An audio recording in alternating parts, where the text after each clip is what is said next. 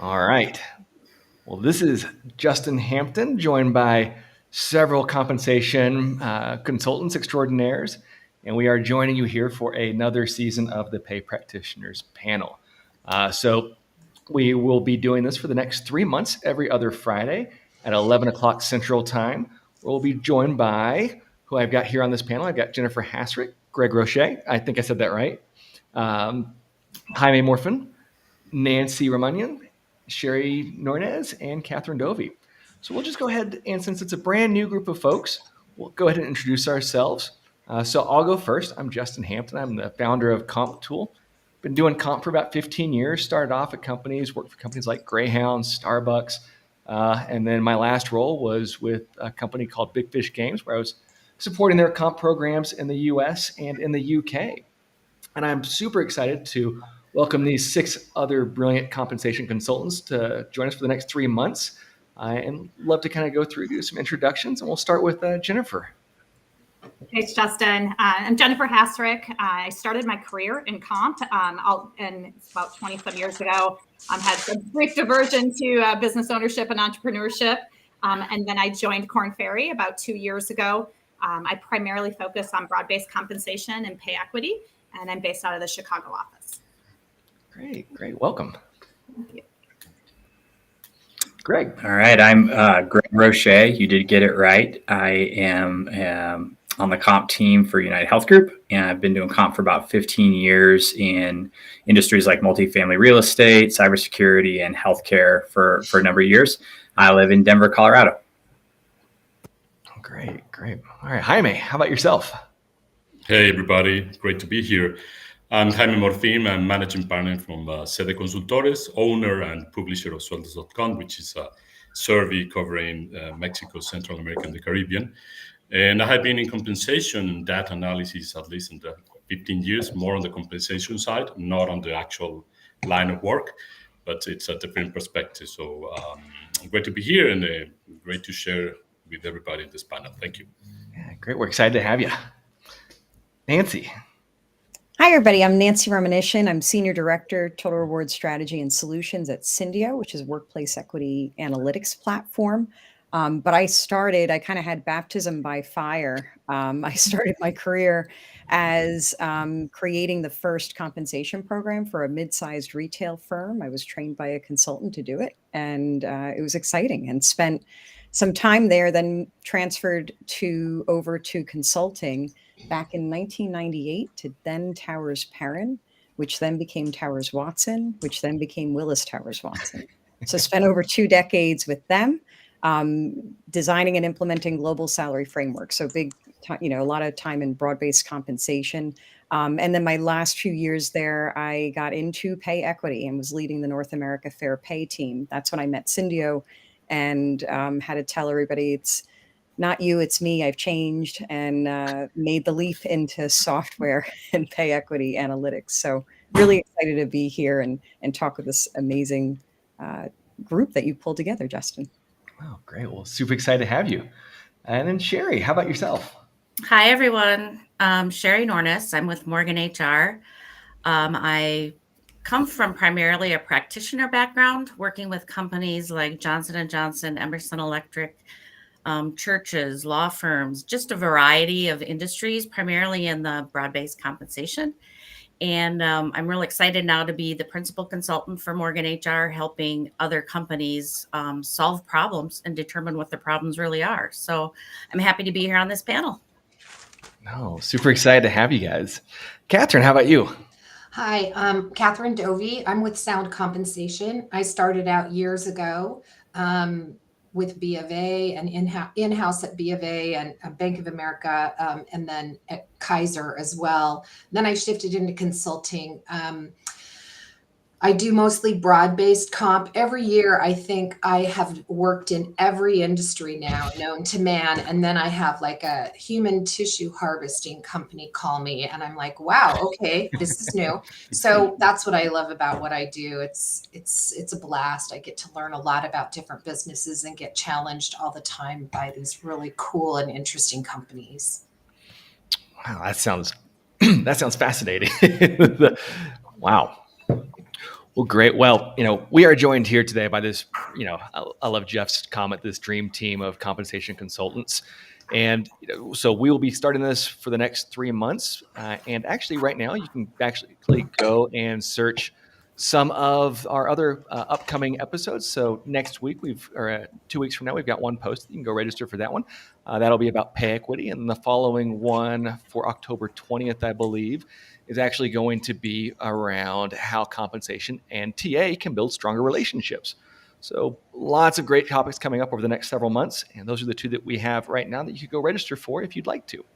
But today, I think this is a very timely discussion and really one that can catch you by surprise. And so Mike Tyson has a phrase. He says, everyone's got a plan until they get punched.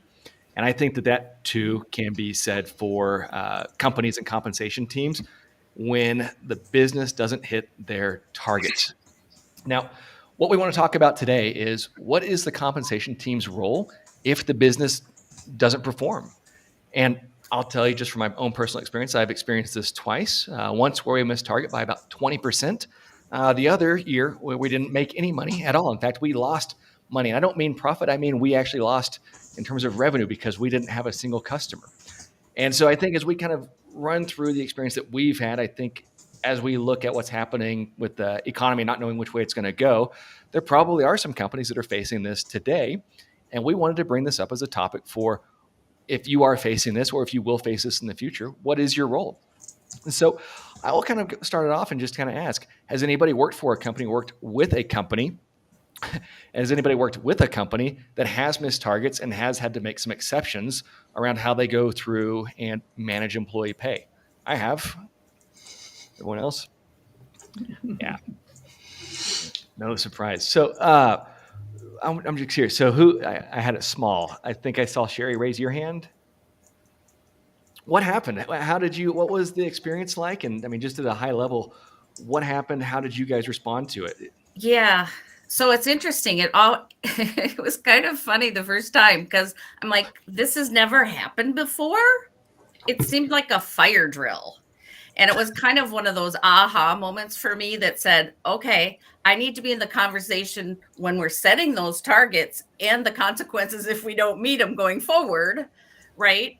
But for this particular situation, a decision was made, to give a certain percentage and then hopefully be able to recover that over the next, it was a quarterly payment situation, to be able to recover that over the next, few months. But my message to them was we have to make sure that we have the messaging correct to the employees because this is supposed to be a discretionary plan, right? Which means they're not going to get it or you are. So that whole entitlement mentality has to be handled very carefully from the outstart. So, we dealt with it. I can't tell you that I necessarily agreed with the way it was dealt with, but I did have some incredible learnings on what needed to happen going forward.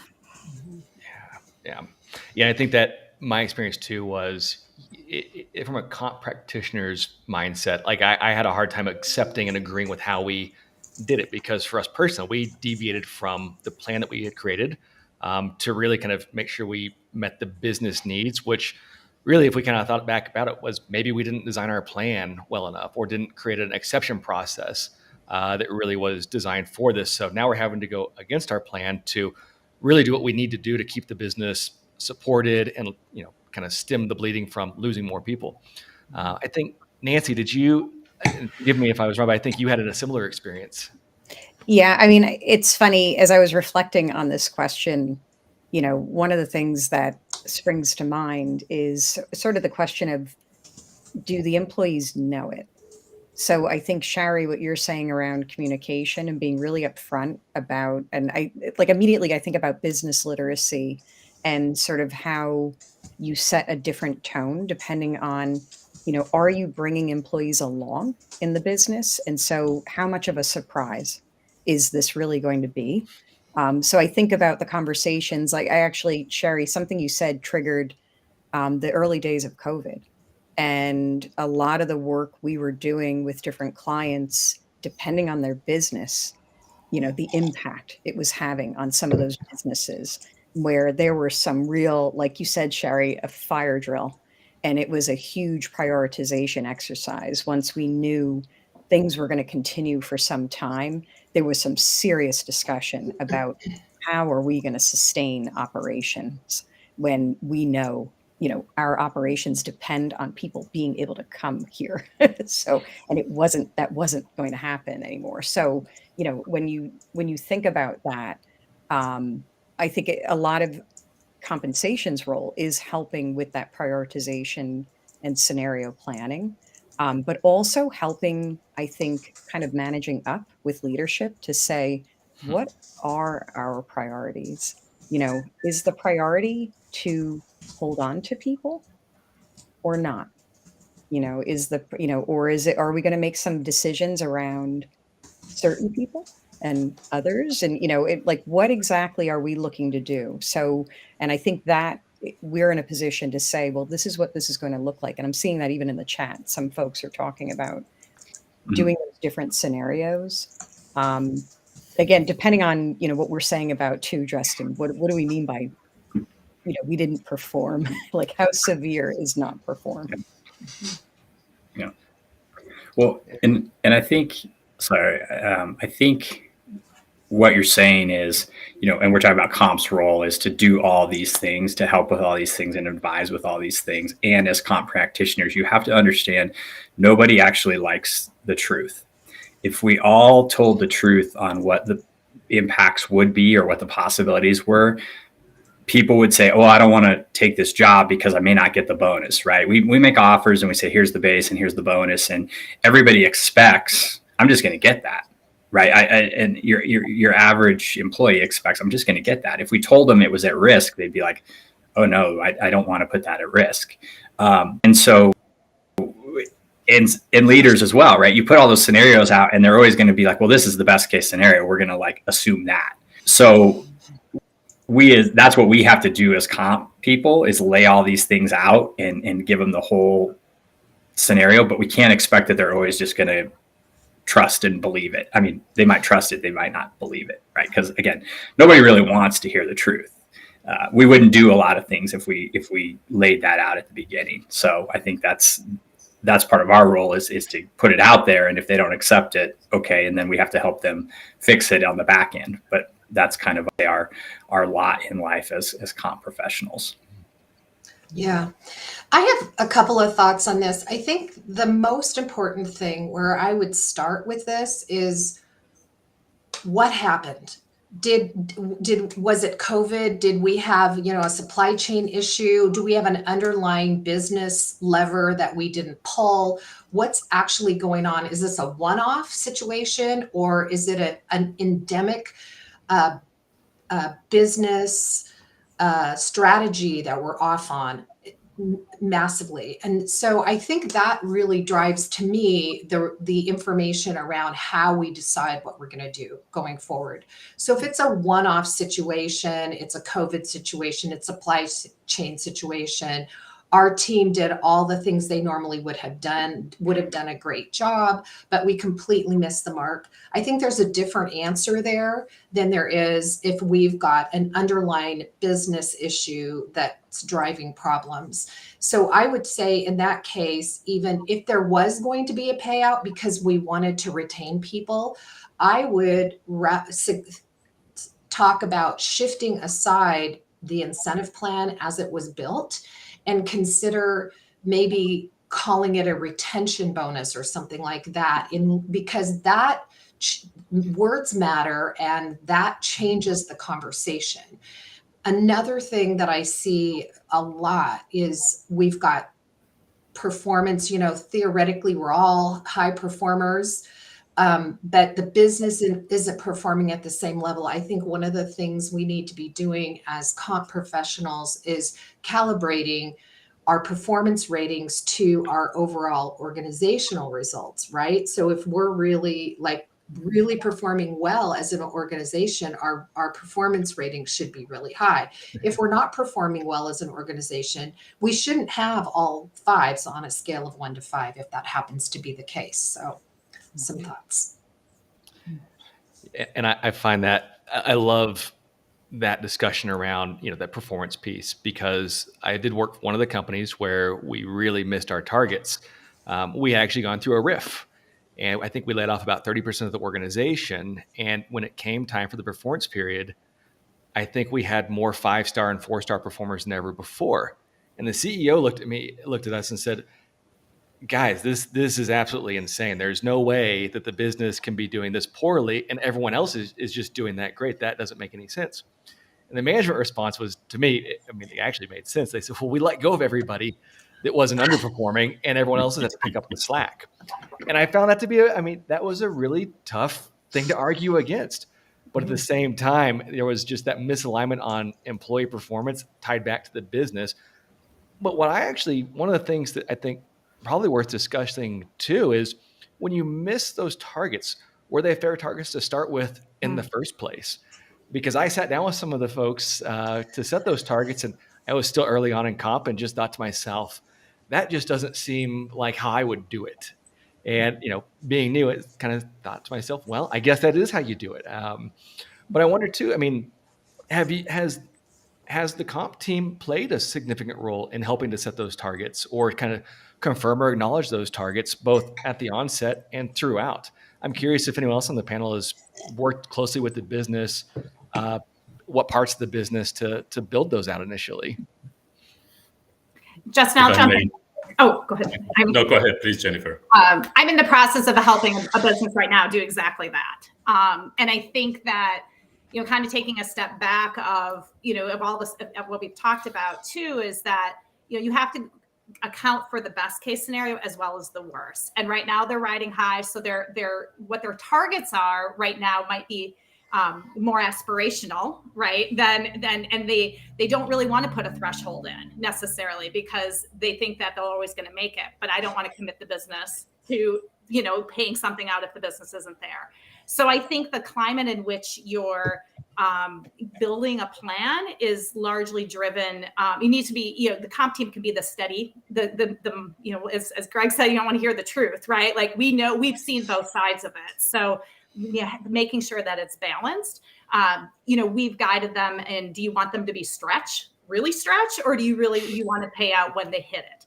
And that's really a cultural piece that also ties into it as well. Of what type of behaviors are you really trying to incent, and how much do you want it to be a motivator? So those are the things that, as we're working through this plan, those are the conversations that we're having with them. Yeah, I agree. I think at the end, it has to be a negotiation between the business side and the compensation HR side of defining those goals. The market reference also might be a good idea to bring in. There are some other companies with similar, objectives in terms of business within a specific sector. That might be a good reference to see to see if those are really target that has been defined either by the amount of money that has to come up in the business, for example, sales position, which is very clear to do.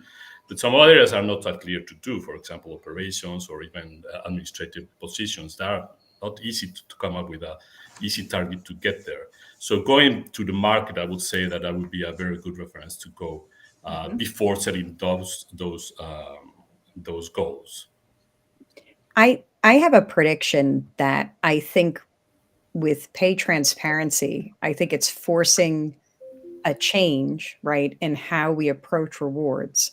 And I think variable pay is going to become more nuanced and better tied to business metrics. And I'm thinking that because I am seeing a lot of compensation folks, Jaime, sort of like what you're talking. I loved how you just said sort of the negotiation between the business and, and Jennifer, even some of what you were referencing about structuring the plan, right? I think there's this opportunity for us to partner better with finance, and to your point, use market data as a reference, but as a reference, and really try to tie rewards in a way to different business drivers better than I think we have before. We do typically, we've done it in sales comp. We haven't done it in as many areas of the business. But really thinking about, like you said, for some of those administrative roles or the roles that are more enabling functions, maybe those incentives are more structured on team specific performance, and then, and of course, funded by company performance with more, say, not as much at risk. But then thinking about what are other functions that we can start to really say, gee, you know, for instance, for us, our engineers, right, are working on a product, and like that's very much related to our business. How can we leverage that, be a little more leverage with some of those roles, think about those designs. I mean, and I'd be curious, honestly, from any of you, like, are you seeing a little bit more of that emerge or driving more of those conversations with some of the different companies you're working with?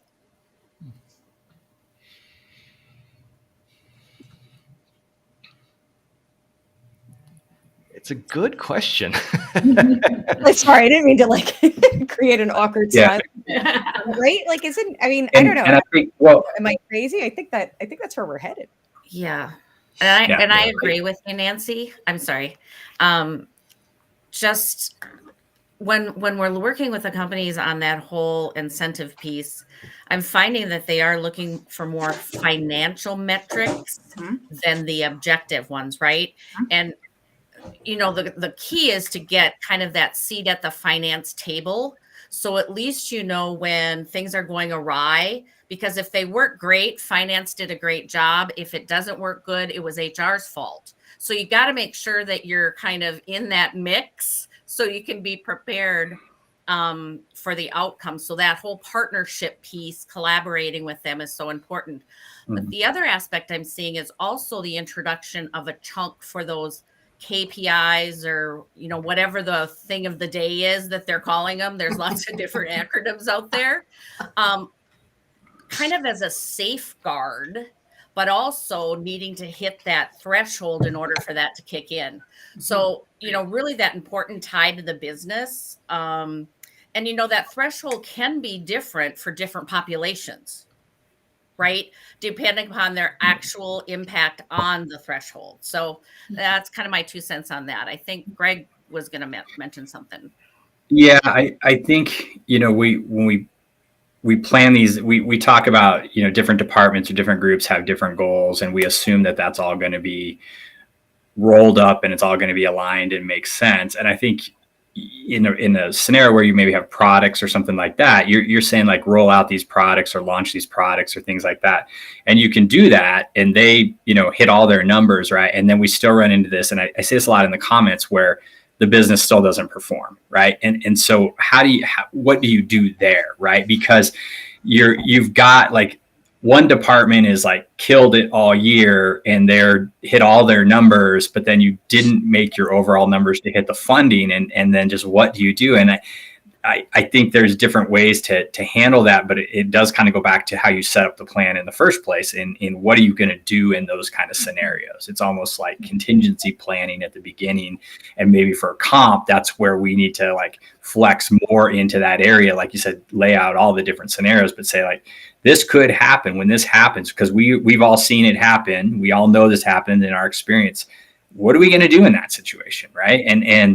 And are we going to give one department more funding than another, right? Because there's a case to be made for that. And then it's like, but are we all part of the same team and we've all got to like share evenly? So it's a very philosophical discussion about, are we all going to share in the success or take the hit if we don't make the numbers? So it's a really, really complicated question to try to tackle. Better to try to tackle at the very beginning as opposed to when it actually happens. Yeah. I was going to say, I think the key here is, you know, what is the philosophy? Some organizations, it's all boats float, right? Everybody's on the same team. So even if one department or group killed it, it doesn't matter. And other organizations, it's very broken out by division or by geographic areas, depending on how they're structured. So it's a great point, Greg, to like really dial that up ahead of time and make sure that we're clear about what is our philosophy at the upper levels. You know, what is our comp philosophy and how are we going to think about this? And to Nancy's point, do we want to break it down? Excuse me. Do we want to break it down more finely, or and Shari was talking about breaking it out. Sorry, I'm going to have to let somebody else talk. I'm just having a moment here. Sorry. No, but I think, Catherine, what you're getting at is, right, like, are there different deals, right? Is it a different employee value proposition potentially? Does our philosophy play out differently by different functional areas, right? Parts of the business. And I do think with pay transparency basically acting as a compensation educator, I talk about employees or comp analysts now, because they're doing their own research. I mean, it's almost, there is an opportunity, I think, for companies to stop approaching comp as like this monolith and to do more fine tuning. And I think that also comes though with, more advanced analytics, more advanced approach to how you're using data. But to your point, you made a great point. It's a huge philosophical question. And I think as comp people, we are kind of caretakers of the comp philosophy. And we see signals maybe that leaders don't, where we can say, hey, we need to flex a little bit on this philosophy, or we need to engineer it in a different way. And I think that's what you were getting at. Thank you.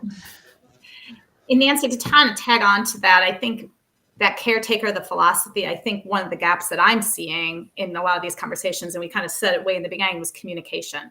How is it being communicated? So that when it happens, people aren't taken, back. And I think there's a shift.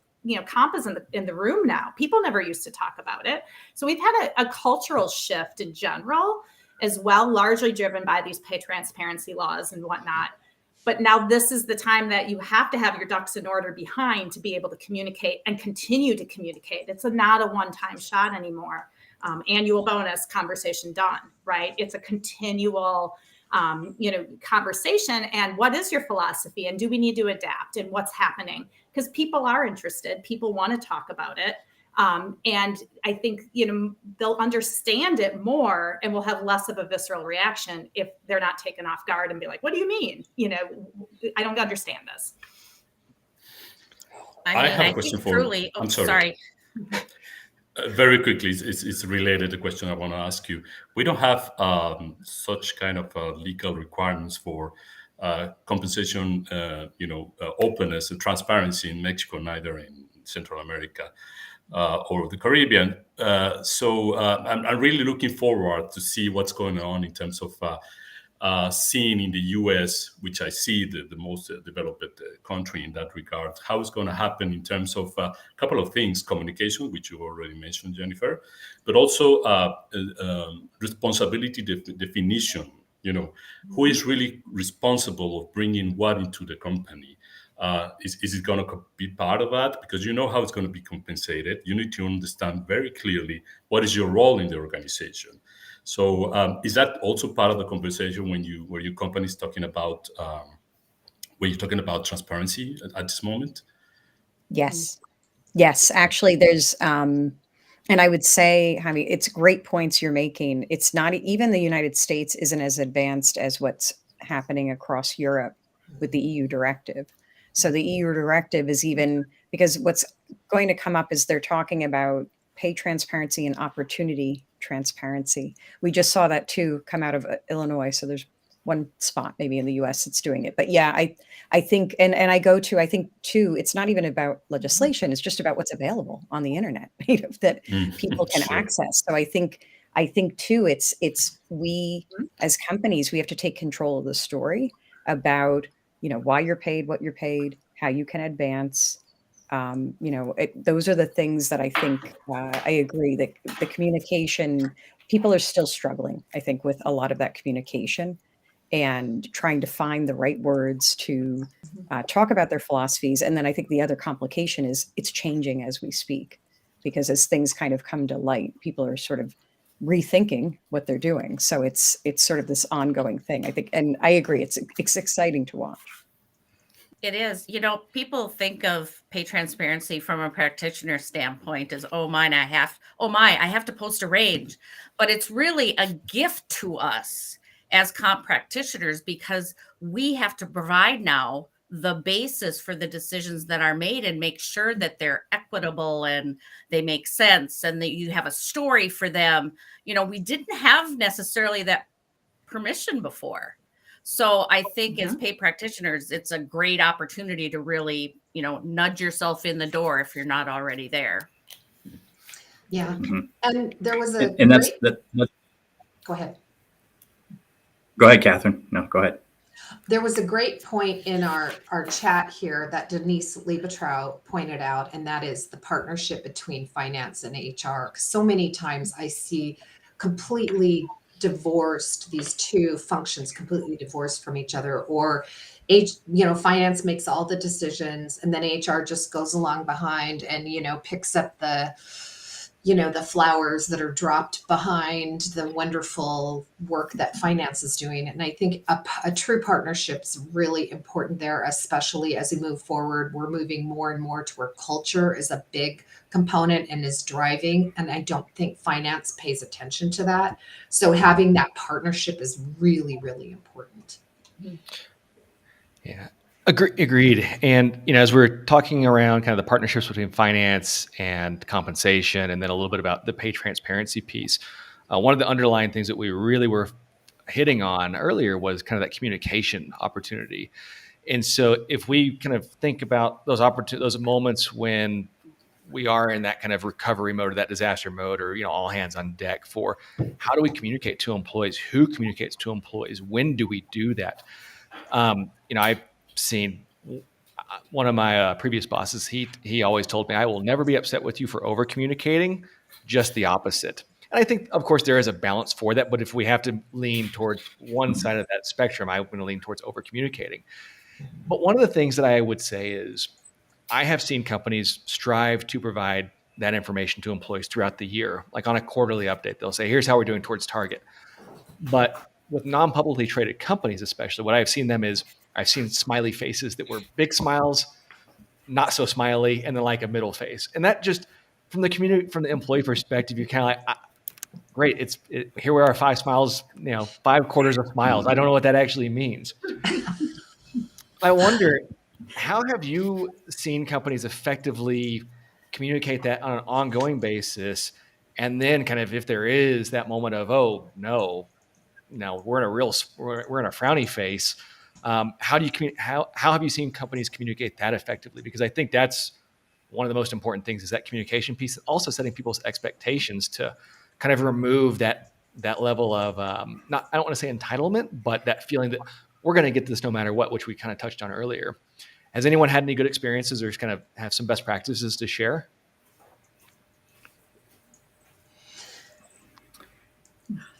I view that as a great opportunity. Sorry. That's I think it's a huge opportunity that we figure that out, because if we talk about retaining our employees, who's the best person to do that in that seat, to tell that story and build that trust, right? I have not really witnessed a great communication plan of this for this type of information. And it was always very sad, right? Because the employees didn't know what was going on and they just left, not knowing what. So, Catherine, you were going to mention something? Yeah, I was. What I tell my clients to do is to establish a target, and use it percentages. Because they're so sensitive to revenue numbers, they don't want the competitors to know. And these privately held companies, the financials are so tightly held that many times, even 1 or 2 layers down, they have no clue what any of the numbers are. Sometimes I literally was talking to an executive the other day and she has no idea, what is the total revenue for the organization. It's like a black box. So what I have been encouraging clients to do in that situation is to switch to a percentage. So we have our target is 100% and we're at 20% right now, or 25 or whatever. It's not as powerful as having a specific number. When I used to manage a lot of sales comp plans for an insurance brokerage firm, we had really clear targets and they had to hit a particular number. And I cannot tell you how many times they would be $200 over, 1.2 million, or $2,000 over whatever the target, and they would hit it within the last month. Targets really matter and they can make a huge impact, but we do have to be careful with these organizations. And I've just shifted to percentages. It's kind of the only way I've been able to figure it out. So if you guys have some great ideas, I'm all about it. I would say, it's not just in private companies, even in public companies, there's a challenge. And I've worked in mostly public companies my career, and in every one of them, there's this dynamic also that's like, there are different audiences, right? So you have shareholders who you are making commitments to, and you have an earnings call to update them on those commitments. And employees listen to those, and they believe that their plans are exactly tied to the same outcomes, which is not always the case. Sometimes your plan may have metrics and things to hit internally, which are different than what gets reported out publicly. And so you have this challenge because you may have, in the flip side, you may have reported great earnings to the street, but there were certain internal targets you didn't hit. And so you then have this communication challenge of people listening to the earnings call going, I thought we did great. Our stock is up, but you're telling me we missed our targets internally. So that's a challenge too, right? And so all of this is communication, right? How do you communicate? I think as comp professionals, most people in comp are like, I'm going to go do the spreadsheets and come up with the numbers. But there's if you really want to be effective in comp, you have to really become good at translating those metrics and the plans and the outcomes into a language that all levels of employee can understand. Because we got a lot of comments about this being shared at the C-suite level, and that's okay, but you have to be able to explain it to the person who's doing the work on a day-to-day basis so that they understand it. And so communication becomes a huge, huge thing for compensation to help people understand that.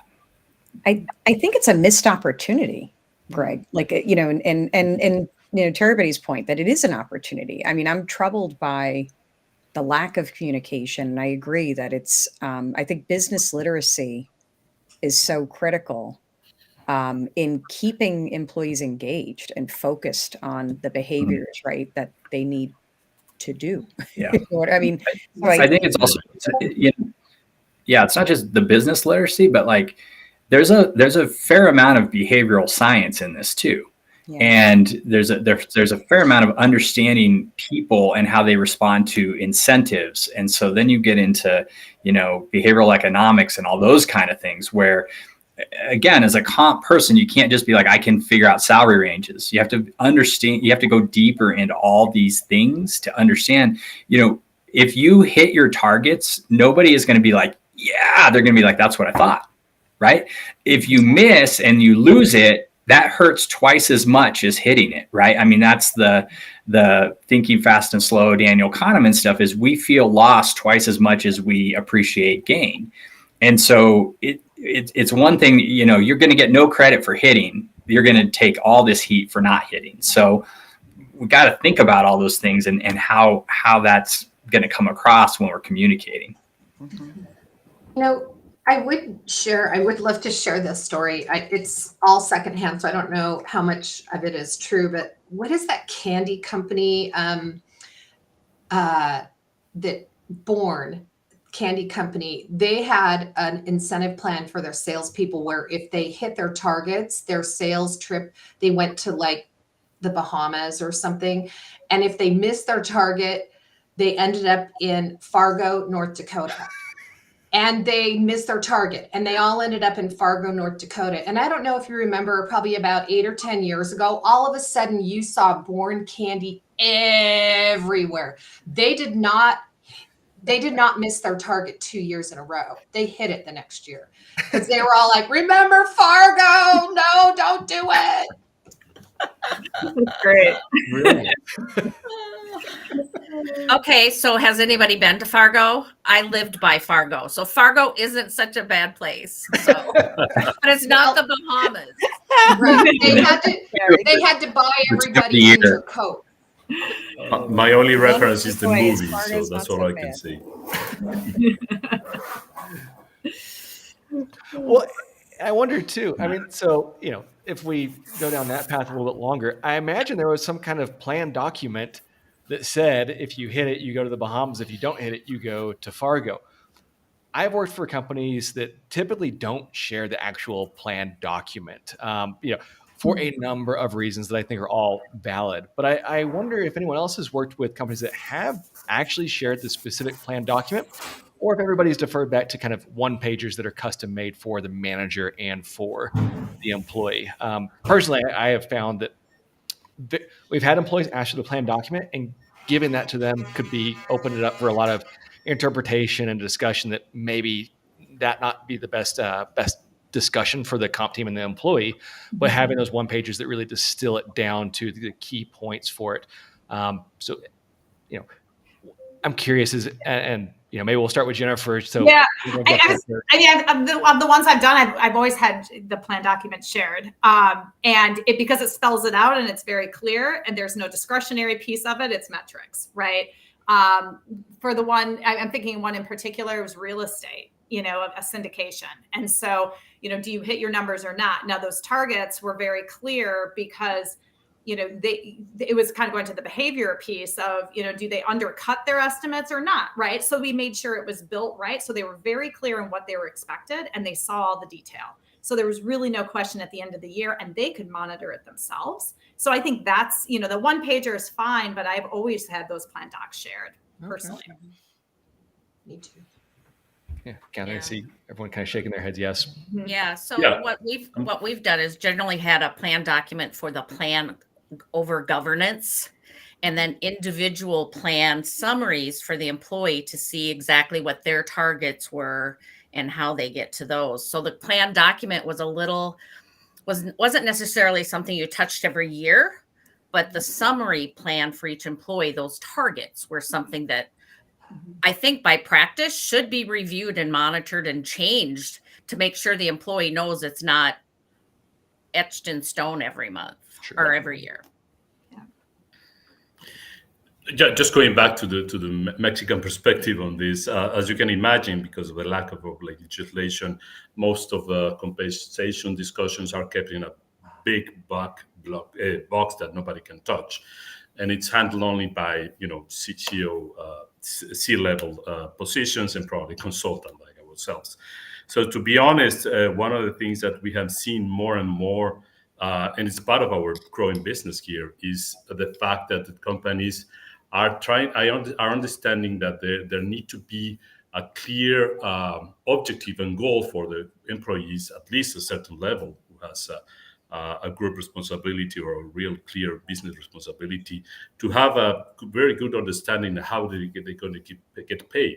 Because previously, what was happening is that the manager, the general manager, had the key to say the people or the team, yeah, you made it or you didn't make it at the end of the year, without really knowing what was the number that had to be there. So it is a growing trend, and you can see it differently from international corporations that are bringing these concepts and these ideas, and it's really affecting and going down to Mexican corporations with a different mindset, to trying to have a different mindset and start discussion about this. So to be honest, you don't see it too much here. We're trying to push it much further, but somebody said, I think it was Catherine, it's a cultural thing. It's very difficult to change, and it normally changes from generation to generation within the company, and that's it. And it's going to be very difficult to change it otherwise.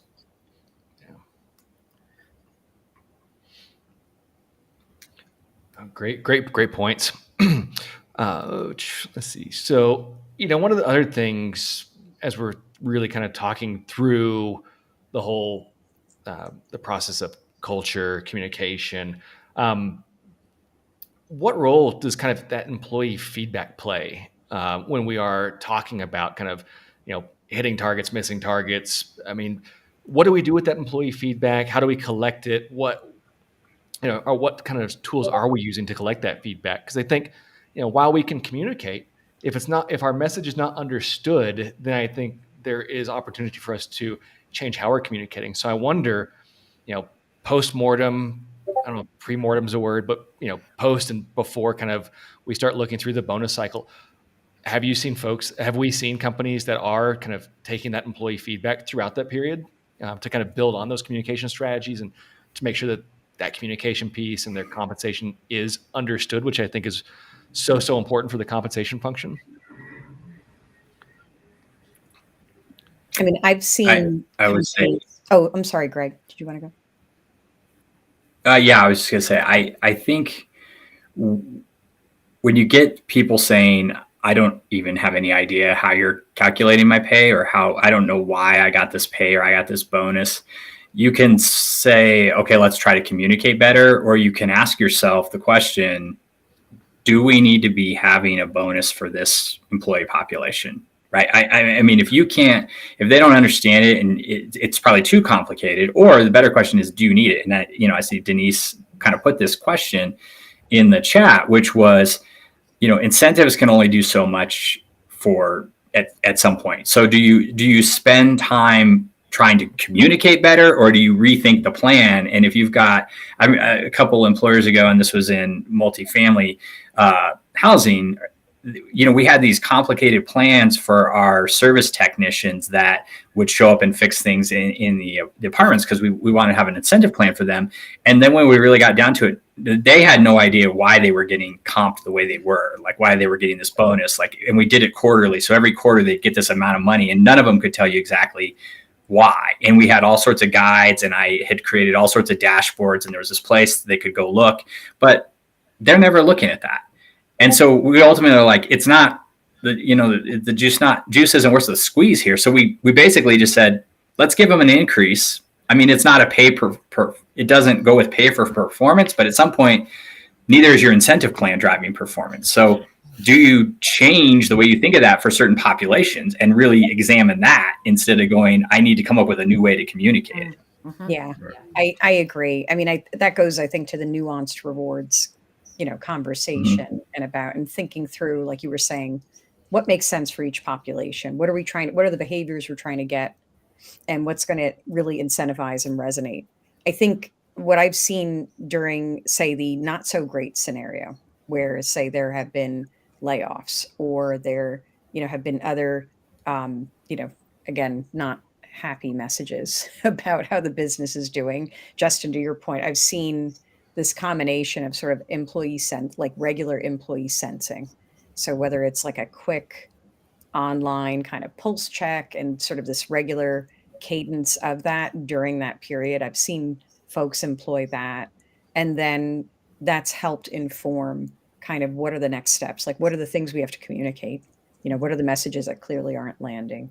And how should we communicate it? And then thinking through, how do we enable that in, using different tactics? So kind of hitting multiple ways. So you have sort of from the top kind of communication and employee sensing happening, then feeding that back to HRBPs who are coaching managers. I've seen that sort of motion happen. And then I would think too, it's also employing different metrics. So not just hearing directly from the employee, but looking at attrition, looking at exit interviews, looking at those types of analytics too, to kind of get a gauge as to what's successful, what's not. Oh, love it. Okay. And one of the things that we talked on a little bit, I'll shift gears a little bit unless anyone wants to add on, but one of the things that we talked about a little bit earlier, but I think is really important for the context of this conversation to kind of bring us back to, was when we do miss, when it's too late, we've missed our numbers, we are below the threshold. And I ran a poll earlier this week to say, hey, if you totally miss your threshold, what did you do? So there were 218 companies that responded. Only a third of those actually said that no bonuses were paid to anybody, which I thought to be very interesting, because to me that suggests that 2/3 of bonus plans, we just don't adhere to them. Some key employees received a bonus. That's about 20%. All eligible employees received a small bonus, and then that was 38%. That was the largest group, and that's what I've actually seen personally. And then about 10% said we did something else. And I wonder too, from when I saw this happen, they said, shoot, we've got to create something, because if we don't pay a bonus, I think going back to everyone, the general sentiment that some bonuses feel like people are entitled to them. People will leave when those bonuses do not get paid out. I'm curious about best practices. I think, I loved Catherine's suggestion of saying that, names matter. And I've seen the comments where if we were to make an exception that's not in the bonus plan, that sets a precedent for next year and expectations for going forward. And I would just like to open this up for discussion in terms of, if it's too late, we've missed even the payment threshold overall, what is the right thing to do? And I know, let's try and not use the "it depends" answer, but what is kind of some of the best practices that we have seen? And for me, it was, they created a small pool, and then worked with the senior management team to identify who were the key performers. And it might not have been those that had the highest, 5-star ratings. It may have just been folks that were, steady eddies that were in core critical business pieces. I'm curious if we've seen had other experiences with that, and what has everyone else done? And I'll open with Jennifer, because you're on my top right, and see if you have any thoughts before. Let's see. Yeah. I've seen, I think it goes back to the communication piece first and foremost, especially if you're doing exceptions, right? And how are you going to communicate it? I think I've seen, I've used with Catherine, that recognition bonus, calling it something other than that, because that precedent is very, very important not to set. So those are the things that I've seen, and in terms of, if you have, that performance piece, if everybody's rock stars, right, what do you do? And so being very aware, and from a fairness perspective, how are you going to distribute that? And again, communicating that is going to be, is the most important thing to do with it. I would say also that those are the times that seeing the metrics will be not enough, because in some cases, the human perspective of seeing that guy, that lady, killed themselves for the company, put in everything, and not making the numbers due to the market circumstances, for example, or any international case, scenario that might happen. Then you need to have a good conversation with at C-level and tell them, okay, guys, it's clear that we need to have a specific bonus for that person, just for the effort of making things done. So that's one of the things that we cannot forget in terms of the current circumstances of working in a globalized arena, where there are things that you cannot foresee. The invasion of Russia to Ukraine, the number of things that you might see, COVID, etc. Given the bonds because they're not making the numbers, even though it's outside their possibilities. I will always push for that idea of going to more having a human perspective, even though it's outside the policy, and just go ahead and do it and give it. Yeah. I did experience one situation where there was one particular group that didn't hit their metrics. So it was like there were overall company metrics and then individual group metrics. They did not hit it. So we did not pay out from the plan. However, there were bonuses distributed from the business to those individuals outside of the plan document. Can't agree or disagree, just giving you the information I have. So, and maybe this is not for this. Maybe this is a discussion we talk about in one of the other sessions. But we're all sitting here talking about, like, eventually you pay something out, right? And maybe it's a smaller amount, but according to your poll, Justin, lots of people are still finding a way to pay things out. And then you really go back to, are we really doing pay for performance? I mean, everybody says they are because it's like the least worst thing to say. I mean, the alternatives are worse. I think we would all, not worse, but because lots of people have them. But I think most of us go, we don't just want to give to people because you could have poor performers that are just still getting paid.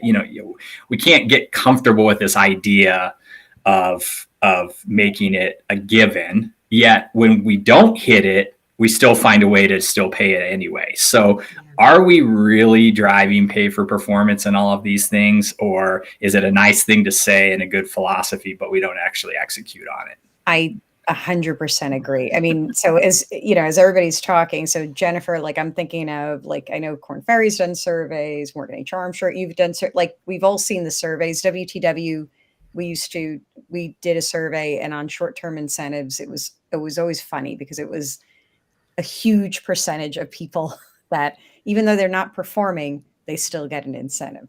And to your point, Greg, it's like, well, then what's the point?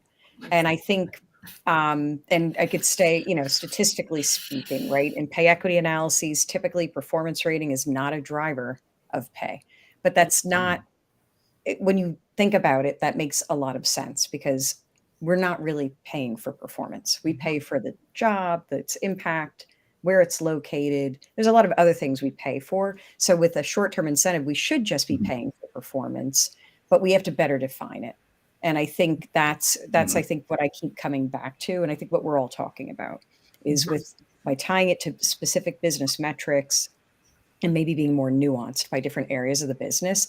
And let's just lean into the fact that employees know a lot more about all of this than they have. So great, let's embrace it, make it an educational opportunity. And, you know, I think honestly, I'd be interested what the rest of the group thinks. I think the hardest folks to convince of that are going to be actually leadership and executives. Because it's a default, right? Okay. I don't think I'm alone in that. Like that's, I think, and again, I feel like that's compensation partnering with finance has an opportunity to kind of manage up and influence leaders and say, maybe there's a better way. Yeah. And that's what Greg was right, saying early on, right? Mm-hmm. Yeah, that people, you know, you don't want to have the hard conversations, and we're all a little cowardly, you know, at our core. Nobody wants to have those hard conversations. Yeah. Especially those executives are all for like, let's have pay for performance down through the organization until you start talking about their performance. And then it's Right. you know, but not for me, right? I mean, Yes, I did great, right? Well, we are in the world of Exception. everybody wins, right? Nobody goes home, you know, everybody wins. So we have to figure that's a hard nut to crack, and we've got to crack it for sure. Well, great. Well, we are just about coming up towards the end of the hour. And I got to say, this has been really fun. I've really enjoyed kind of the conversation. I'm really looking forward to the next 3 months meeting with this group every Friday at 11 o'clock Central, every other Friday, 11 o'clock Central. So we've got several other of these coming up. You can register for the next 2 on the events page within LinkedIn. But again, many thanks to Jennifer Hassrick, Korn Ferry, Greg Roche, Jaime Mofin from Swotos.com, Nancy from Syndio, Shari from MorganHR, and then Catherine Dovey from Sound Compensation. So again, thank you guys so much. Really appreciate it. Really enjoyed the conversation. And this will be out for anyone to go back and review through on YouTube, and then we'll have it posted out on LinkedIn here as soon as we close out. So thank you guys again. It was great fun today. Great. Bye, everyone. Thanks for having us. It was fun. Thanks. Bye. Thanks.